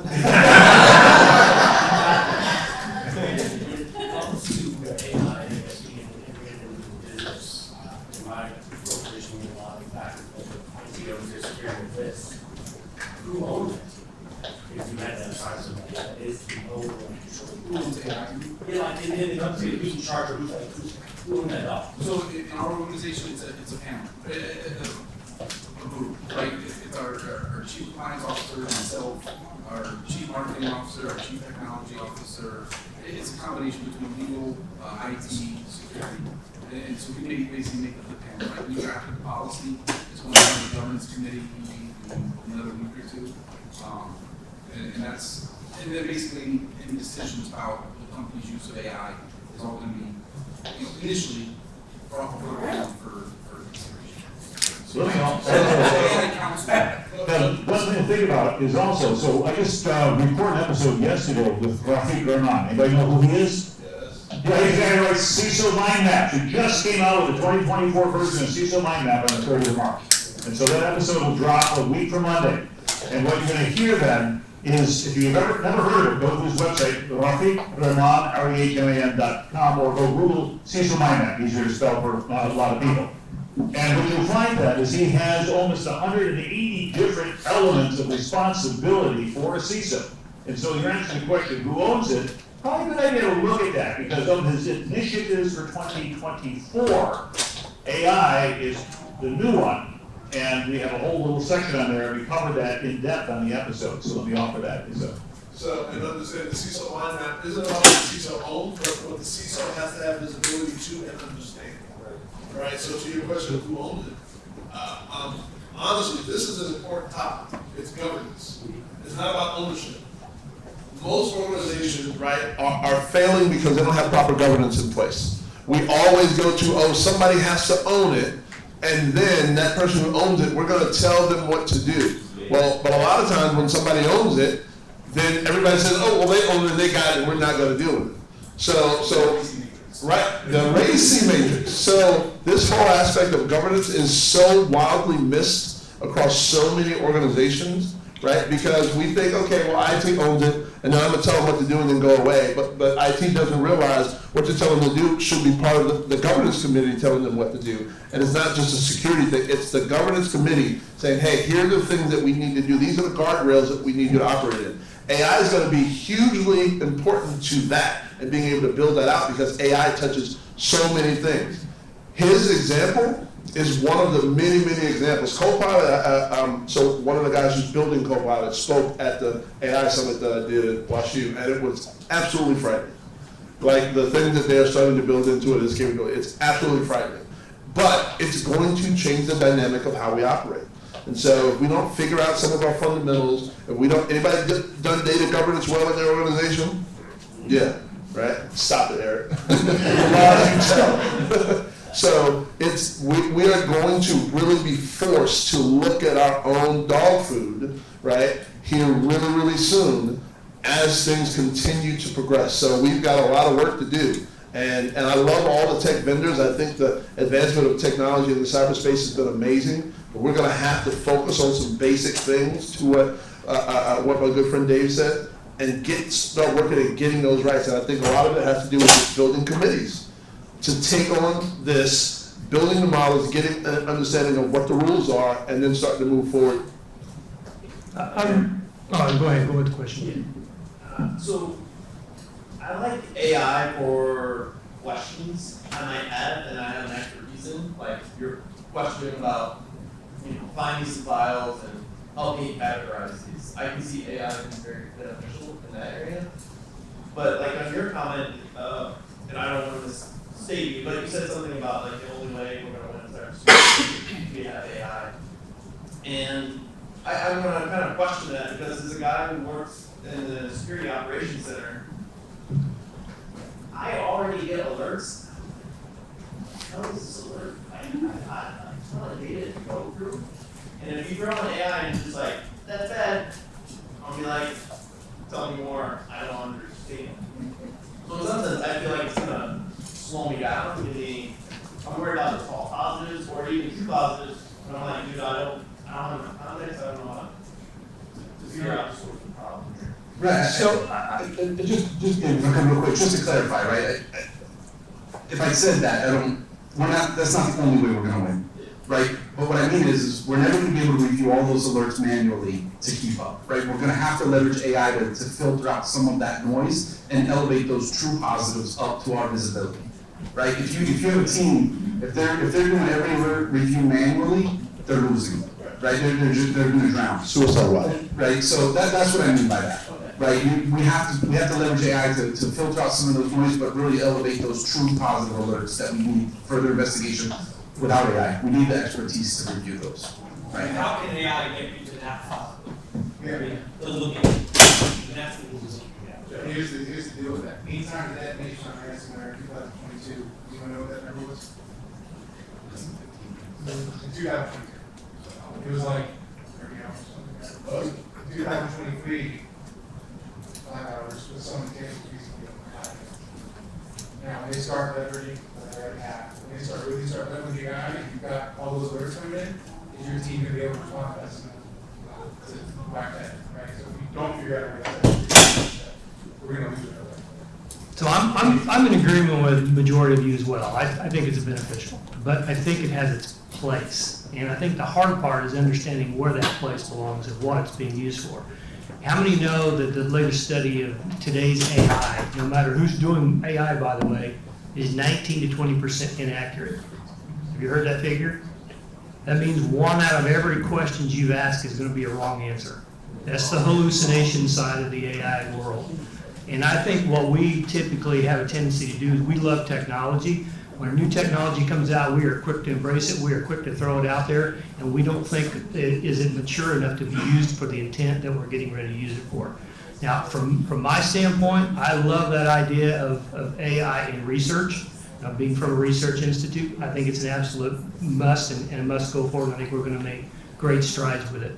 However, healthcare itself, how many of you would like to know that you're sitting there in front of your doctor talking something very, very specific that might be impacting you, and he gets up or he or she gets up and walks out of the room, comes back in, and they explain, well, I just wanted to go check with my chat GPT in my diagnosis. It's happening. I mean, right now, because I've experienced that at least twice in 2 different healthcare organizations where the physicians are wanting to turn it on to help them with their diagnosis. And it's like, I don't think you're ready for that. Now, is that a cyber issue? It's not a cyber issue. that never goes back over to the compliance side of the world from my side, because they need to be determining who's going to be liable when the wrong answer gets applied and it hurts someone. Yeah, no, that's where it's at. Yeah, so, Hey, real quick after Mark goes, move on. Okay, so what am I saw there on AI? When you look at generative AI, ChatGPT, 3.5? No. Who here shows up the box for 4.0? Otherwise, you're like using a 10-year-old cell phone, because the things change that quickly. But what is generative AI? It's a sequence prediction model. That's it. It doesn't think. It doesn't take a deep breath when you tell it to. All it is doing is trying to pick from a statistical sample the logically the most popular thing that comes next in the sequence. Peanut. Most using butter. Peanut butter and peanut butter and jelly. And peanut butter good? Sandwich. Now, you tell it to go ahead and say, try again. It's going to pick the next to the historical thing until finally you find out Peanut the elephant or something like that. And you go, whoa, it's creative. It's not creating things. What it's doing is just taking low probability associations. It's putting them in front of you, and you go, wow, I never thought of that. Of course you did, because it's stupid. Or maybe it's like, whoa, this is cool. But using it for medical diagnosis, as you said, is really bad. And remember this one thing about statistics. 86.4% of them are made up. So I'm just saying, so the real thing that happened, the important thing about AI is use case. There was a lawyer who actually used ChatGPT right? Well, there's one, he actually got like disbarred and like it was a whole mess. Because he created his brief, presented it to the judge, and the thing gave him entirely fake case law. Like everything in there was fake case law. Right? He asked it to justify the decision which didn't exist. Right, which didn't exist. Right? So in that use case, like, well, duh. But when you think about your business actually saying, hey, how many people here have petabytes of data in their organization? Right? So how valuable do you think it is for your organization to be able to easily search and find important data in there? Right? They've been gathering it for a reason. So that's where AI is going to become a player, and you got to understand what the use case is for your organization. Because the next piece to that use case is access management. Because do you want somebody in marketing asking your internal AI solution about financial projections that is in this big data model that they probably shouldn't have access to? Right? So it's not all ChatGPT and all the public generative AI, yes, those are their own problem, but thinking about how you're going to use it internally because you know you've got a shit ton of data, what are you going to do? How are they going to throw AI on top of that to try and make better use of that data to be more efficient as an organization is where the risk is going to start to come. What about your use with a vendor? Are you looking into the aspect of how I coordinate with a vendor and what they're using AI to help against or for your network? If a vendor says they have AI, right, built into their solution, I want to understand the data model all the time. Right, are you creating policies that they have to abide by? We're sending everything that gets to a risk assessment and they check they have AI, it shoots off a whole different line and has to go to a whole committee. So it should be in your risk assessment. So that's my risk assessment leader. So what haven't you guys heard from us? Got it, he's good. Alright. So what we can do is we can keep asking questions, you guys, we can keep doing the polling, or we've got roughly, I don't know, what we have, 35 minutes? We have 35 minutes. Let's guess we have one here for you. What haven't you guys asked? Just want to ask. You have quite a story, because you came last year and you were, maybe just tell us like what's happened in the last year. Okay. Yeah. I'm glad you remember me. Hi, my name is Kelsey Ecclesiastri. I currently work at a retail company, but I'm actually taking a sabbatical starting next week. So I'm going to be traveling for 3 months, starting it off going to Black Hat in Singapore. So I'm very excited for that. And I wanted to thank everybody on the panel who's here today and who's been here since like last year because you guys gave me some really good advice. And I'm not going to start crying because you guys were like really helping me up whenever I was down during a time where I was looking for a new opportunity. Didn't get that opportunity, but I did get friends. And the friends we learned along the way. I did have a couple questions. Well, you asked what's been happening this past year. So you didn't get that opportunity. I But did. remember that you did get another opportunity to do that? No. Maybe you should. But I did have a new opportunity after I come back from the sabbatical. So unfortunately, it wasn't something that happened like within like 3 months of when we last spoke. But you know, I do have like a lot on my plate. Like I'm a competitive figure skater. I do like taekwondo on the side as well. So yeah. So I just do. It's kind of tough, like job hunting when you're also like doing a lot of things. I feel like job hunting is like a full-time job, especially like whenever you're like in this economy at the moment. But exactly. So it wasn't easy, but you know, I didn't really give up, and I worked on myself and also like doing things that I like doing because you know I'm younger than some of us here.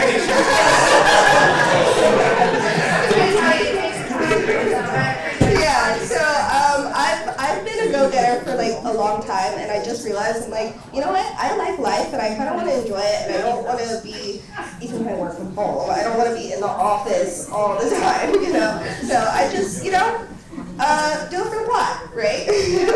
But back to cyber. Question for you, because I haven't heard from you in a bit. Sorry, I forgot your name. But how would you combat the pushback that comes from users or anybody else when ease of usability goes down in order to put security in place? So like, yeah. Okay, well, let's try with a softball question. And then so I think you're going to get pushback wherever you go, right? I mean, that's sort of the yin and the yang of cybersecurity, right? We are naturally introducing friction into a frictionless area. But typically what we do is, and what has made it a lot better in my experience is, when I come in and I'm speaking from the vantage point of the business and they believe that I understand what they're trying to achieve and that I'm actually there to help them achieve that, it goes a long way versus I'm coming in from left field. I have no understanding of what they're trying to do. I don't understand their process. I don't understand what their objectives are, but you will put this in place. And so doesn't mean that I have 100% of people on board with me, right? You're still gonna have natural pushback, but we take the time to listen to it, even if it's, I mean, look, I've had people explain to me why MFA just will not work for them. Okay. I can dismiss that, and that's not going to get me anywhere. It's going to cause a bigger rift. Or I can listen to it and understand it, and then eventually bring them back to, but we have to do this, and here's why. Completely understand what they're trying to achieve. I've found success in making sure that my team and myself are very involved in the business, that we understand what the business is trying to achieve, and that they understand why that's going to help them. So, you know, let's take passwords, for example. Something as simple as that, we will talk to the business about, I hear what you want to do, but let me show you what your customers are coming to me with and asking me. And if I come back and say, well, we don't do this because you didn't want to, your customer is going to come back and go, you're no longer my customer. And then you're going to scream at me saying, why did I check that box? Well, I checked the box because you, right? So it's so, but if I have that conversation, I tell them like, we do this, then when that report comes out, I have to check this, and they're probably not going to go with us. So that changes the dynamic versus, well, no, the NIST requirement says that you must have. Right? I've lost them. So that's typically how I will approach it. And then if I'm coming into a new company, I'm meeting with them about what are they trying to do, what's their business objectives, what are they interested in. Like, I'm not there to sell my piece yet. I'm there to understand what they're trying to achieve and how my piece is going to come into that. That answer your question? One more question since nobody took the mic from me. Hold on, sorry. This one's for Kathleen. With your background, or anybody, honestly. So how exactly does CBAN work together to get everybody's objectives complete? Because I'm sure like finance and cyber always butt heads, but also there's like HR and maybe even like the stakeholders themselves. Everybody wants money. cyber costs money, but also we help save. So here's the thing. Cyber doesn't necessarily cost money, and it is a misconception, okay? So what happens is part of it is understanding the business and the business risks and the business needs. But, and sometimes it's upfront money and then it's reduced. So if IT is maintaining a whole bunch of different legacy systems, and they have to have a larger team to maintain it because of that, going through and analyzing what the risks are to operational efficiency, cybersecurity can actually assist with that. If I can assist so that the cybersecurity insurance costs less money, or that they can have cybersecurity insurance, that makes a big difference to the business. So some of this is actually understanding what they need, and then the other thing is, I get bombarded by tech vendors all day, all night. It is amazing how they find some of my personal information. I have channels that there's no way they should be able to get through, and that's why I know how good hackers can be, because they social engineer all the time. What happens is it's not always about the technology. It really, really isn't. So those discussions and decisions are risk-based decisions. So being part of the executive level helps a lot because we have a decision to make about business risk. And it gets balanced by everyone. And so, hey, we have this opportunity to do this. This will cost money. I'm in healthcare. We have, one of the organizations I'm advising with, they have one of their best physicians refuses to move off paper. It makes everybody in the organization insane. Because the guy won't move off the paper, and there's a risk to paper. And guess what? The business has accepted the risk because this guy's reputation is phenomenal. It is a business risk, and at some point in time, he's going to retire or win the lottery or whatever, and everything will have to be digitized, and they will move on. But it is a business risk that was actually accepted at the executive level. I went into one organization that had a phishing solution that will not be named. And we had one of the top surgeons at one of the hospitals, he was going to quit because he was assigned what is considered a punitive level security awareness training because he clicked on, he forwarded the phish to the security team, and that triggered that he had clicked, but he didn't even read it, just forwarded it. We wound up dropping that entire solution because, and we ate the cost, okay? That was a monetary cost, but I hate to tell you this, losing the top surgeon at a hospital, not an acceptable risk. So you really, and I go on forever, I apologize. But it really is. Andrew, Larry, your thoughts on that? So I'm going to disagree, and I love you, Kathleen, but we cost the shit ton. Lots of money. Right? I've had a huge security budget. Security costs money, and that's a challenge, right? Because they don't, like, for a long time, this ROI thing was out there. How do we understand our investment in security? I just gave you a $50 million budget last year, and now you're coming back to me and asking for another $50 million. Right? Help me understand why. Right? So help me understand it's $70 million security budget because I need a job there. Well, it was a long time ago, big global financial, but so the reality is we do cost money, but the money can be the push I think you're trying to make offset based on communicating the importance of risk reduction, right? Putting security controls in place prior to an incident happening actually saves you 20x the cost of what you were investing in upfront, right? And a lot of organizations don't understand that. So being able to communicate with the executive leadership team, simple fact. Hey, you know what? Yes, you're giving me $50 or $70 million, right, to run my global security team and run all the tech and all the things we have to do. However, if we have an incident of this application, the thing that we're going to do, we're down for 2 weeks, that's a $200 million loss to the business. So in theory, right, I'm a cost savings for you based on the incident that I'm protecting the organization. And that's one application. So it's really about how you communicate. And to your point, if you were getting at where you got HR, you got each of these different business units, they all have their priorities. But the reality is they go to the board to get everything approved. Everything is approved of what they're going to do for the fiscal year, what they are budgeted to actually accomplish. So to the point that he was making earlier, when you get into a role as a CISO, your first job should be to become best friends with the head of HR so you can build the proper team, get all your job descriptions written properly, get all the nonsense rules that are required in Title III for a SOC analyst, 3 years for an entry-level role, all that nonsense, get your job descriptions written properly. Number 2 is understand the objectives and priorities of every business leader across your entire organization.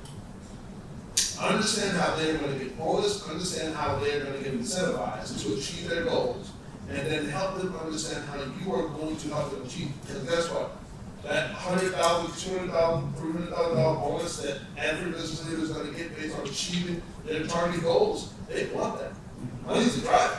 So if you're going to help them get to that easier, they're all going to welcome you in, they're going to listen to your strategy, and they're going to support, right? Maybe extending the project 2 months, right?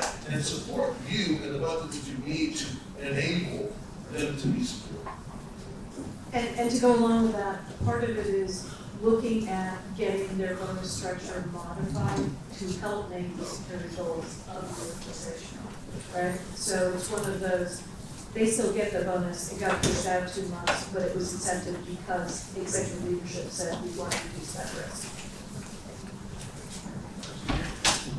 Everyone, Larry, just getting your thoughts. Metrics, right? Strategic, operational, tactical metrics. How do you link them together? What are some of the most effective metrics that you've seen throughout your careers, and how do you use those metrics for resource allocation decisions and to support the business?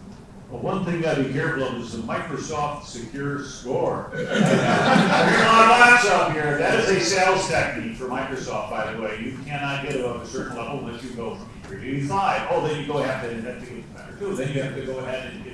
This is basically a marketing tool. So when somebody says, how come you're not at 90% above, it's because, well, it's just about enriching Microsoft. So that's kind of a counter example, but I'm warning people about that is the security score does help to a certain extent, but if you were to max that thing out, you run out of budget and your machine is going to crawl, but you be secure. So metrics, they apply at different levels, right? Operational metrics, right? For me, mean time to detect it, mean time to respond have been operational metrics. I'm measuring my operational security team, right? That's a huge one because understanding where we're at as it relates to that. At the board level, my metrics are really to meet 5 controls. I pick 5 controls that align to our business. And those are the controls, right? And it's from the framework that we chose, and that framework we use UTM to then map out to all the other global things that we have to meet. But I pick 5 controls that matter to this, and I get that approved by the board and via my peers early on. And those are the 5 metrics because those controls have multiple different components built into it, right, that make up the control. But as things happen inside the organization that change that control from green to yellow to red, I'm recording it. I'm doing this report once a month.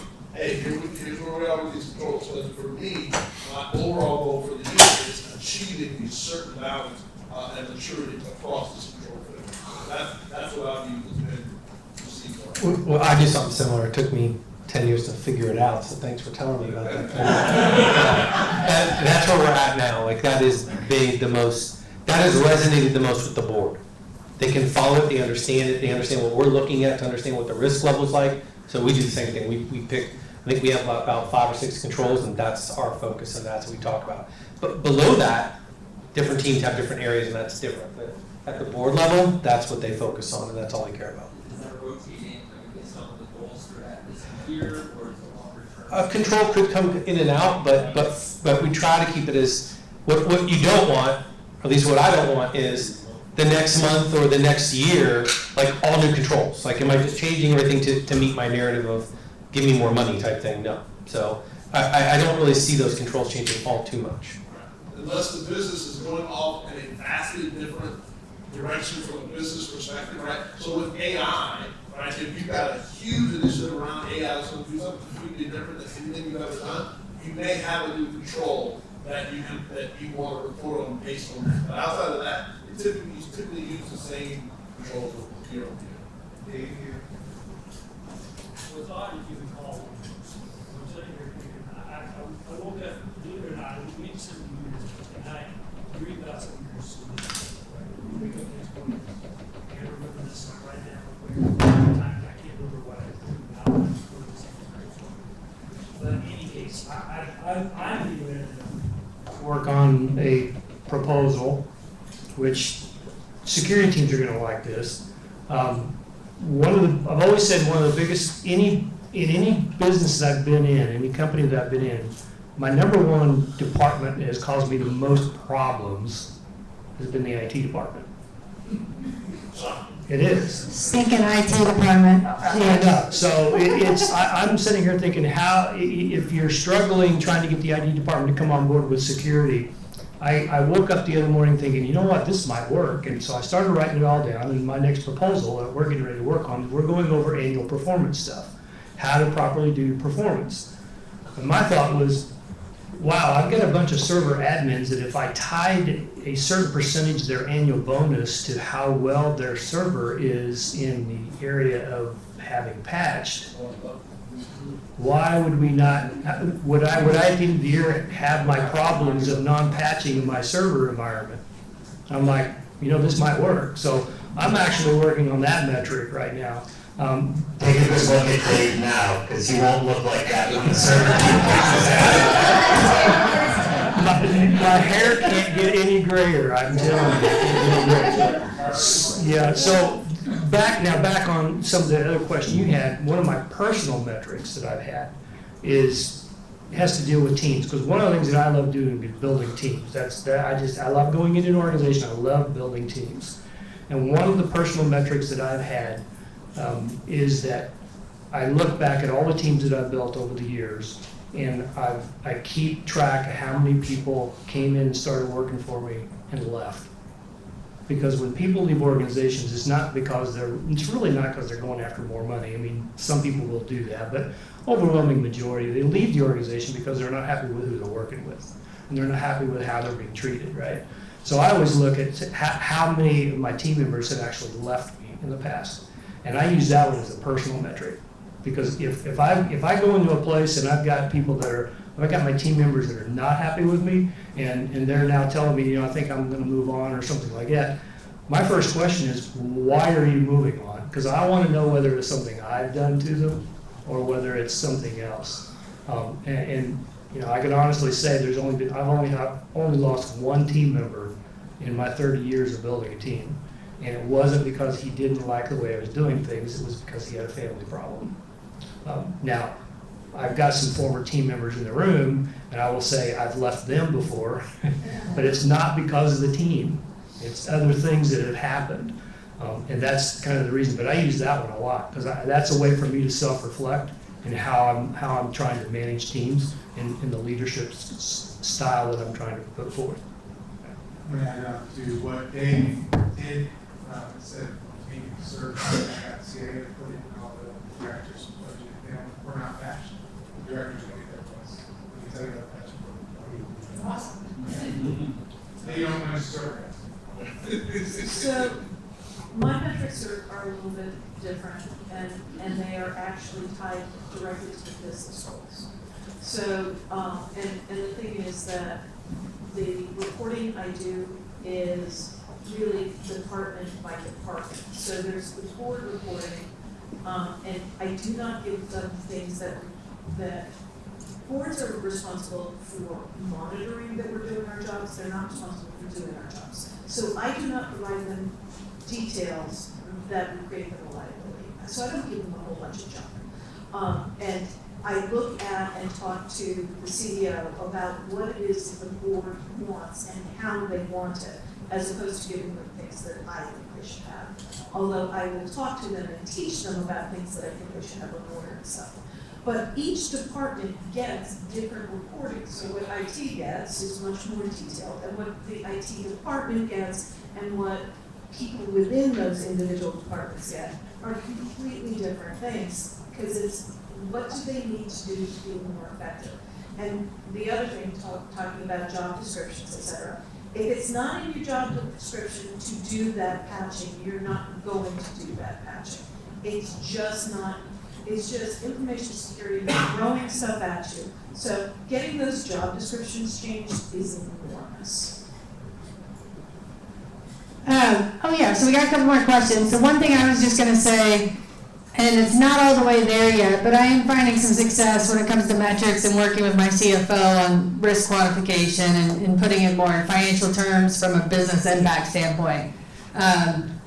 Like I said, it's probably like halfway there, and but it is showing promise, right? Because when you think about your audience and when you're talking to a CFO or a CEO, it's going to take them a really long time to understand what your stock metrics or what mean time to detection are, mean time to response. And I love those metrics, like you got to have them. But when you're talking to a CFO, they care about, I mean, they're the cash guy. They care about how they're going to bring in revenue, how they're going to protect revenue, right? So I've been heavily focused on, well, how do you protect revenue?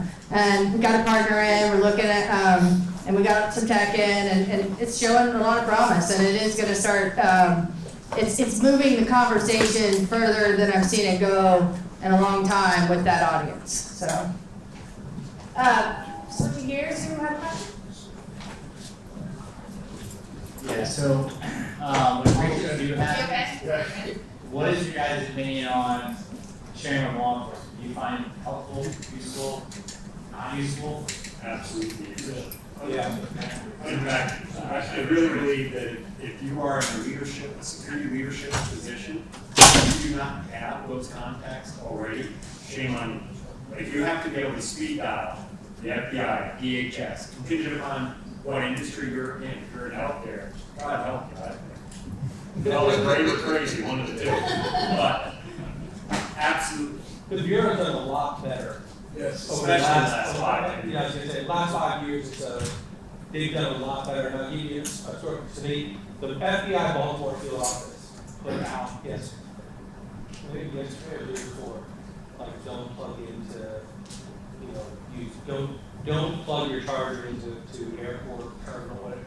And we hit them up, like, are you kidding me? Like, we're doing this again. And they got that field office to take them. Like, they're doing much better at honing their message and actually being there to help.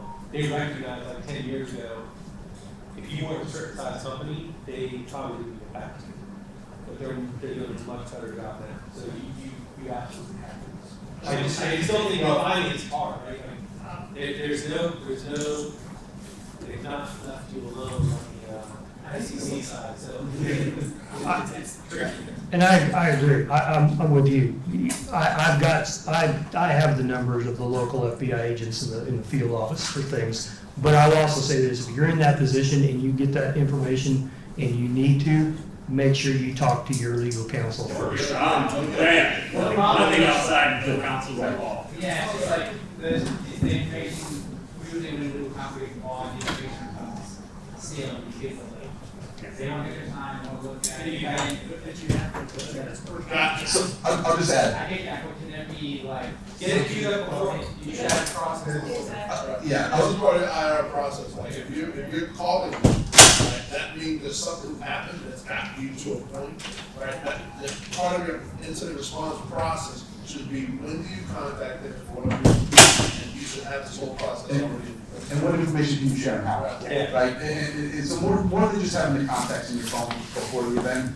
I actually had his name's Rob. I haven't seen him yet, but Rob Price, Tampa FBI office. He's awesome. He's awesome. He's my boss. He came. So forget what I said. That he's an asshole.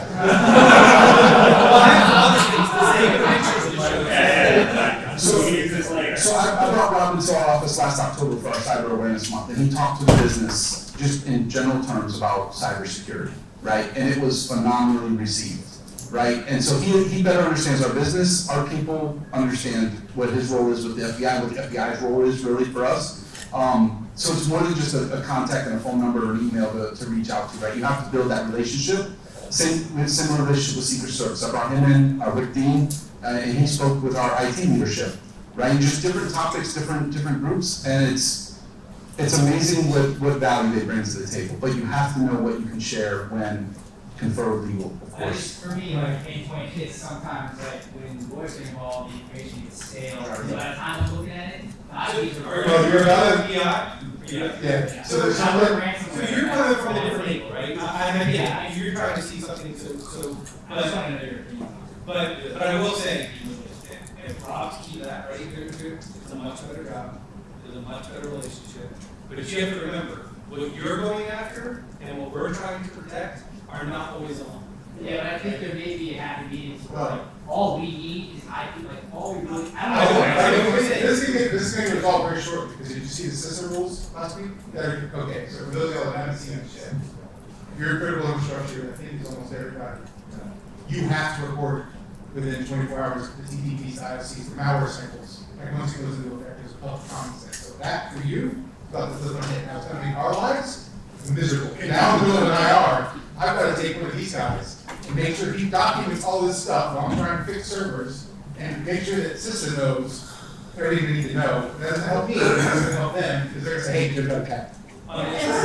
Here's that piece. But since it got breached last week, which make it harder on me. Right. No, yeah, the government is just as bad as we are at securing stuff, right? No offense, but like.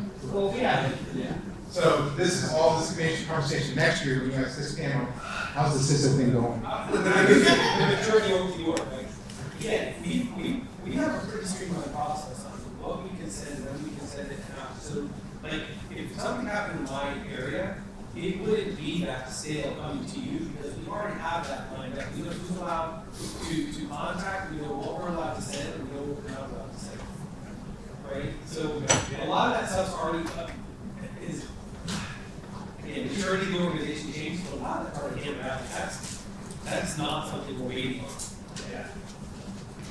I'll tell you what, it's way better than it was 15 years ago when FBI and Secret Service fought over who had responsibility. They would bash each other. I was at Bash each other. And he's going on in Europe, and they would be like, Europe sucks. Yeah. It's much different than Army, Navy, Air Force now. I will say though, I had an incident once where it was the Secret Service, because it was skimmers, right? And I didn't know that was, until I was in the incident, that Secret Service answers those calls. It's hard to get engagement though when they are on a major election campaign. So it happened to be when my incident was when my Secret Service representative was on Hillary's campaign in 2016. And he was like, yeah, I'll get back to you, yeah, I'll get back to you, yeah, I gotta go to this event. No, I was just joking, but that's another story. Good question. Oh, yeah, the question over there. So there are a lot of students in attendance here. I think I've seen a lot of people about my age that probably came technical background first and then into a security role. But a lot of these kids are getting cybersecurity degrees before they program the first server, before they work in Active Directory. So is there anything that we can tell them? Because I want to help them, and I don't want to be like, I'm so sorry, you need to take your degree and now go get the job you could have gotten with a high school diploma so that you can learn how to do the job you want. So what should we tell them so that they can get some experience? Well, let me answer that one, because I interviewed somebody a couple of years ago. I met her at the airport. I was flying out, and they said, come meet me. You just finished your master's degree. So I had to do security with something like a 3.96 average, so some of them, et cetera. So I just came up with 8 simple questions that I thought were simple, such as, what goes into an IP header? Okay, well, tell me the OSI model. And if I went through some what I thought were basic IT stuff, and she didn't know a single one of them. And it wasn't criticism on her. I said, there's nothing wrong with you, but I think you just wasted $40,000. Because they gave you a piece of paper, and you're all full of hope and excitement, saying, I can go make this thing fungible, and whatever they taught you is not fungible in the market. Because you did something, but you didn't understand the basics. So I encourage students to make sure if you're going to go into cybersecurity, is understand networking, understand what's going on at a little bit lower level. If you can't say physical data network session, keep going. Transport session presentation application, okay, fine, it's been a long day. Then say that backwards, right? Physical data network. But it means that you understand what's going on. And if you understand what's going on at that level, you don't have to stay there, but now you get it. And when something comes in, you go, okay, we got to block an email. How's it getting there? How do bad guys get in? How does malware propagate? How is it getting? What does a lateral movement really mean, other than 2 words? Lateral movement. I'm going to argue this. So I'll start, Larry will jump in. Look, 95% of cybersecurity is common sense. We don't teach common sense anymore, right? I also think you don't have to be, if you're going to be a technical security person, by God, you better know what goes into IT. But there are so many facets in this industry.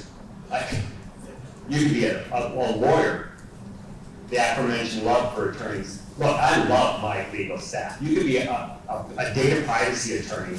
You don't need, you'll be better if you do, but you don't have to know how to reverse engineer malware. You could be a security awareness person. Yeah, it's important to understand the basics of IT. I think the most important fundamental of InfoSec is common sense and the ability to communicate effectively in your organization at whatever level you are. We bring college kids in that expect to be paid $1 billion a year, have no real experience doing anything, and then are just flustered that they're not out there cracking into organizations or reverse engineering Dude, you can do that, and there's absolutely people that can do that straight out of school. But I think just come in and learn. Be a sponge. That in of itself will help you be successful in this industry. I do believe, to your point though, if you're going down that tech route, spend time with your own lab, hands on keyboards, figuring things out, breaking shit, fixing it, breaking it again, fixing it again. That will make some of the best hackers that I used to manage. These guys, Chris Sulo, the guy that wrote Nikto, only you old guys will remember that. Chris worked for me for a decade. Chris is an English major. Didn't know anything about technology when he happened to stumble into a job at Capital One and group within their security team before we stole it away. Just be curious, be patient, don't be afraid to ask. So many people in our industry are afraid to ask for help or questions. I don't understand that, because sadly we don't do a very good job of not making you feel stupid. Yeah. So I'm gonna ask a question. Everybody up here is hiring people, has hired people for a number of years. When you hire, which would you hire? Someone with passion or someone with certification? Passion. Okay. And experience. Yeah. Why? For what But role? you need certification doesn't mean you're technical. I know, but that's my point. That's my point. Let's talk technical. Because I think the gist of this is, you're talking about new students entering into cyber. That's technical work. It's not. They're not entering in our level. If you're talking about a forensics guy, they have to know the IT side. If you are talking, and the problem is, we're talking cyber, and how many are in your guys' roadmap? If you are talking specifically about forensics, then yes. If you don't know how to code, if you don't know all of the OSI model plus layer 8, if you don't know all of those good things, then you're going to have problems in forensics. But for everything else, and if you're talking about being a CISO, it's a different thing. Yeah, but it's a long trail of CISO. That's a long trail. I'm not talking about CISO. I'm talking about entry-level roles into an organization. I've had dozens of entry-level roles in my organization. You didn't even know dick about coding or filtering this conversation. And listen, I'm serious. This is a hell for me.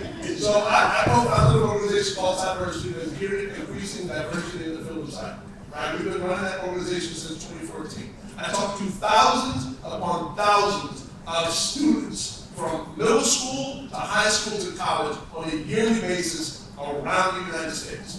This is the biggest misnomer in our industry, and it's keeping so many people out because we keep saying, oh man, if you don't know what OSI about, you can't reverse engineer, you can't hack. Bull crap. Find the passion. The industry of cyber is this freaking wide. And it goes from deeply technical, where you want to be a forensic analyst, to all the way over here where you want to freaking know policy. Guess what? If I could find somebody who can write policy well, I would hire that as an entry level. But what I need is someone who is passionate about something in this spectrum. Find something in the spectrum that you're passionate about, because what happens is, when you're passionate about it, it doesn't feel like work. You will put in 100 hours a week and won't even think about it because it will go by like that because you love what you do. Stop falling for this, I must be technical, because you are then driving yourself to an area that you don't love. You're gonna hate it and you're gonna quit. I guarantee I'm the least technical person on this panel. Yeah. I guarantee it. Listen, right now, black women are leaving this industry at the highest rate of any demographic period, because they've been driven into areas where they were told they have to go and they hate it, right? Find something that you are passionate to. Candace can talk to this, right? Find something that you're passionate to. When you find people who want to be in it, tell them, hey, go look at all the different aspects. CISA has an entire thing about all the different fields that align with cybersecurity. Go find, read through that, figure out what is it that, oh my God, I love this, I want to read more about this. Find that passion. If you don't find your passion, then maybe this isn't for you. But don't come into this for the money. Don't come into this feeling you have to be that. Larry, if I could, one of the best pieces of advice I got as a young teenager, I got certified as scuba diver. There's nothing to do with cybersecurity, by the way. I got certified as scuba diver when I was 12 years old. I loved it. This is what I wanted to do since I was 10. Jacques Cousteau, that was me. 17, I know. They Google. 17 years old, I'm getting ready to graduate high school, and I'm thinking about what I want to do. I think I joined the Navy at 19, but I thought, I love scuba diving, I don't want to be a diver. The best piece of advice I got was, don't take what you love and turn it into a job. You will hate it, right? What Larry's suggesting is, don't take cybersecurity and make it a job because you'll hate it. What he's saying is, find your passion and make it a career. It doesn't have to be a job. It'll never be considered a job if you're that passionate about it. The money will come, the opportunities will come, but don't look for the certification that's going to get you the six-figure salary right out of college or right out of high school, and you don't have any experience, right? Because you're going to be miserable trying to gain that. You're going to be looking for that opportunity, right? That's never going to come, because when I interview somebody and they got all the degree and all the certifications in the world, and I ask them some simple questions, walk me through an incident. Just the last incident you were involved with, just walk me through some of the steps. What was your responsibilities? I've never been involved in an incident. Well, I can't bring you on the team and make you part of the team if you don't have, you're applying, you're not even applying for an entry level role, right? You're applying for a mid-level role and you've never been involved in an incident. How? It doesn't match up. They got all the certs, so why would they, right? But that's the people, they got all the certs. So for me, I ask people, what is it about this role you love? Why are you applying for this role? What do you love about it? What do you like about it? What would you see? How do you see yourself in this role? If you got to go 150 hours in a week next week, right? What is it that is going to drive you to do that?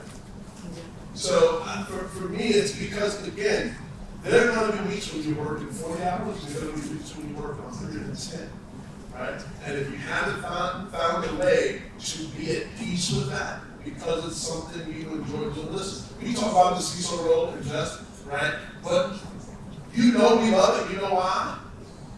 She's done it multiple times, they've done it multiple times, he's done it multiple times. We've all done it multiple times. We didn't love this CISO role, right? With all the pain that it brings, with all the long hours, with all of us going on vacation and having our phones with us on the beach, or wherever we're at with our family up. You just put your phone away, yeah, but I think something's going on with the team, right? So it happens. I apologize. I've been up here. Our phone system is completely down right now. Our support desk can't take calls. That's what I've been dealing with on my phone for the last hour, right? But I didn't have to step away, right? We can handle it. I got a team that can handle it. But to your point, I think every one of us has gotten a phone call on a plane as we're leaving for a family vacation. Hey, turn around. That means you're back in the office. I thought the drinks were starting at the panel is why I'm here. I got it as with drinks. I'm just ready to I thought it was take questions with drinks.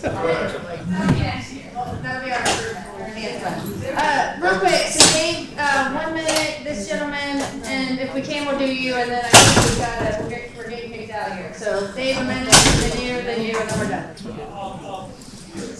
Okay? CISO, when you first. Oh, God, no. I'm still not sure. Honestly,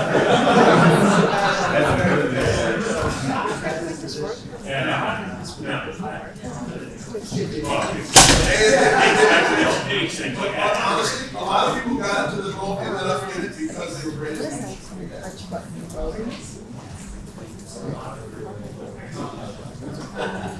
Hey, just got a question for anyone in the audience or anyone in the panel that goes off of what you guys were just talking about. Young people, in the conversation of young people, how do we get them addressing your questions? That's on this side of the house, I hear that a lot. And then I hear also the same arguments that you all are making, all valid arguments. Young person coming out of high school, where do you see their opportunity, right? Like, think about all of you, how you started kind of in the grind, right? You're a young person, you're at the help desk. Is there a place for young people, a low-paying, high-skill, low-paying job, $15 an hour, $12 an hour in an IT shop grinding? Yes. You know what I mean? Like, how many of you, Our internship starts freshman year. like at the bottom of the barrel. But we take our interns right after high school, right? Not internships. But I'm saying they start there, and if they do well Yeah. in that internship, we keep them on throughout the year. Most of the big companies now are grabbing them when they're younger and saying, okay, well, let's keep you on, and then let's go figure out. You know, you've got the good attitude. You're willing to grind, and you have critical thinking. Great. Now let's figure out where you fall in our spectrum. Embrace that grind, embrace those young people, bring them in, then they find that place, that passion. They don't know where that passion is at a young age. And we work a lot with the local high schools and communities here at the university. I'm a faculty here at the university, and we do a lot of community work. And one of the things that we're trying to get, we get a lot of money. A lot of money comes in from the state on this kind of question. It's very conversation, and the thing that we're trying to find a place for out there is make change in these things that you guys are talking about. Get away from this and see this. And Hillsborough County School System. yeah, absolutely. So we've got, I had a huge grant last year, wrote a book, deployed it to 80,000 children across the state, and all the high schools to teach them the fundamentals of information technology. Over $500,000 dedicated to that in 1 year. And went all up and down the state of Florida. And I hear a lot of these echoes, and a lot of what they want to see is a lot more opportunity. Maybe it's there. If it is there, there should be a more voice for it. But if there's a lot of money that says, where can we put them right out of high school, right? Because I agree with it. We have programs, and we put them through these knowledge, and you ask them, hey, they can talk you through, say something, but they've never done it. And I could see where you would be hesitant to hire anybody like that. But I wonder how much there's a voice out there for the young people to get them off of this and in this at a low-paid job in shops where you put them in circumstances that make sense, and they're sweeping the floor and they're dusting off the desks and talking to people and finding where the safeties are in the technology, to bring that basic knowledge back that we didn't have, that we grew up on. And I see that the industry has gotten very privileged. Like you said, there's also, the diversity is not there, right? So I think a lot of it is in all areas that we can solve it, like some of the things that she was mentioning. It could be in the home, but these young people, they're looking for a family, and you could, and you see it. I'm out there in the field, I see these real things. And I think if there's more opportunities for young people to get in there and sweep the floors and dust off the old PCs, I think that we might see a new generation that you can make for that future. Maybe you are taking interns, I'm not denying that, but like the actual jobs, like the Publix jobs. You know what I mean? The jobs at the grocery store, those kind of things. But this generation also has to be motivated. Right? Yeah, of course. There's so much free tech for them to train, employment to do. Right? Yeah. If they can demonstrate, hey, I built this environment at AWS because I took it free and I was curious about it. Yeah. Right. So his comment about stay curious. Go out and build something on your own. Build a GitHub lab. Go out and do something and then on your resume coming out of high school, you're like, hey, yes, I just got my high school diploma. I've also built these things without experience. Again, the whole aspect that everybody said here, passion, hire for passion, that demonstrates passion. If you're spending it, best hire I've ever had in my life is I took a guy out of the development shop who had built his own security architecture in AWS, and I made him the head of my application security team. Yeah, I love that. I mean, I love the passion from all levels, and it's easy for us to say these things, and I totally agree with you. I don't disagree with anything you said. But young people don't. They need a little bit of something. Well, I think we have to manage So expectations. sometimes it's not in the home, like what she's saying, so we're finding ways to inspire that. So I think you have to manage expectations a little bit, right? Yeah. Meaning, I've got one person on my team that is on the team that had zero Hey, guys. cybersecurity experience beforehand. Right after Kyle's done, though, we gotta probably head out of here. 3:15 is the keynote, so. If they can find a role on a help desk, a role on a server team, a desktop team, a network team, right? Get in and grind their ass off, they'll get recognized and be brought over to the security team. I think that's the easiest answer. Hey guys,